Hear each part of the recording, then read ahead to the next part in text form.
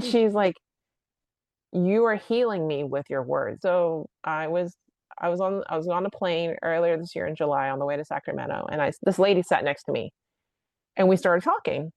And she looks at me, and we're just talking, and I'm like telling her about we're talking about stuff, and she's like, "You should be a stand-up comic." And I'm like, "Wait, what?" And she's like, "You are healing me with your words. Like what you're telling me is healing me, but it's also funny, but not on purpose. Like you're being funny. Like I wasn't even trying to be funny. I just was telling her like straight up, like honest, you know." And I was like, "Oh, okay." And then I was talking to another friend of mine like a few weeks ago, and he goes, "You should be a stand-up comic." I'm like, hmm, interesting. But the ironic thing is I've had a title for my Netflix comedy special for years. I just was like, it was kind of more like a joke.